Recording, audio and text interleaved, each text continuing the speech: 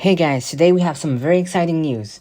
Firefight is coming next Tuesday on December 5th, just a few short days from now. We will be getting Firefight King of the Hill, in addition to Repair Field, some Forge updates, some custom game browsers, ranked updates, and more. So to tell you all of the news, here we go. The mid-season update, dropping next week, Tuesday, will feature Firefight King of the Hill, and it's a return to a more like classic style arcade one, where you'll face off against waves of banish and you have to capture hills on 9 maps when the playlist goes live. So that's House of Reckoning and 3 community made maps. Who knows, maybe I'll have a map one day in Firefight King of the Hill. That would be good. So you'll be able to revive your teammates in King of the Hill, and that plays well with the new Repair Field ability. So the Repair Field equipment can heal allies and enemies within its radius, and also vehicles, so that's really a game changer, especially in BTB. You can also attach the Repair Field on vehicles themselves. Also, when you die in like King of the Hill or attrition and stuff like that, you'll be able to use Repair Field to revive a teammate. So instead of manually reviving, you can use equipment too, which is kind of cool. So I'm really excited for both of them, Firefight and the Repair Field ability. There's also some ranked improvements. So ranked extraction will no longer tell the enemy team when it's being converted, and it won't have like a timer anymore. So people in ranked will have to figure it out on their own, because, ranked. So there's going to be CSR improvements. Once you rank up into a tier, the first 3 games, win or lose, you will not rank down to the previous tier, so it's like a safety protection.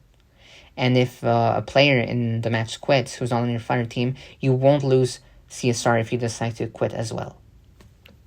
Then we also have some very exciting Forge updates. Very exciting for me as well, since I forge a lot. So we have high value targets and bosses coming to Halo Infinite. 15 high-value targets will be added, so those are like the secondary targets that you can hunt down in campaign, such as, the Grunt with the Disruptor, Ignovus, the Devourer, and more. And bosses like Jagar Domnai and Esherum and the Harbinger will also be included in this lineup, so that's going to be exciting. Then we also have skulls in the node graph. So with Firefight King of the Hill, we will be having skulls in the game mode itself. And with that, you'll be able to use also those skulls in the node graph in 12 of them. And when you forge your own maps, so you'll be able to make your own variants that uses skulls. So this is available not just for Firefight, but any other mode that you may have. So some of you have maps out there, you want to increase the difficulty, you can use the skulls down. Oh, how wonderful this is for me. The global material allow list will basically give people, forgers, access to all swatches in swatch groups added to the global allow list in all regions. Basically, it gives people more textures in Forge. And this is like really yay for me, especially because a lot of times I want a certain piece and I want certain swatches, certain textures that are not available. So very useful for me, very, very exciting for all forgers who, forge. So also, when you spawn grunts, you can trigger the grunt hug, which will make it so grunts will become kamikaze grunts. So that's going to be fun. You can like just trigger a bunch of kamikaze grunts, drop them, suicide grunts, bam. Imagine if you like make a sort of script where you select where a grunt spawns, and it's just like a suicide grunt. So you basically have like an airstrike bomb grunt.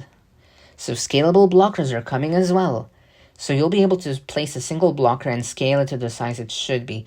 This will hugely save on budget and object count.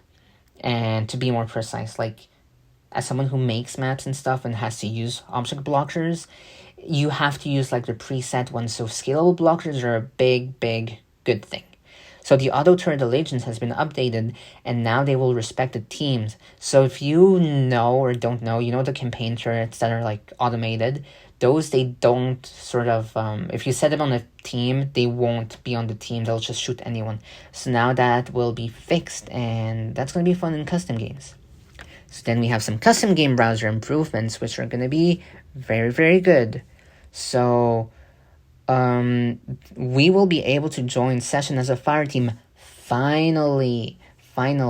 If you join with your fire team, you'll be able to if you're playing with other people, you'll be able to take your entire fire team into a custom game browser session. So no longer will be the days when people will have to join one by one and all of that. Finally, that is good. That's if there's enough space.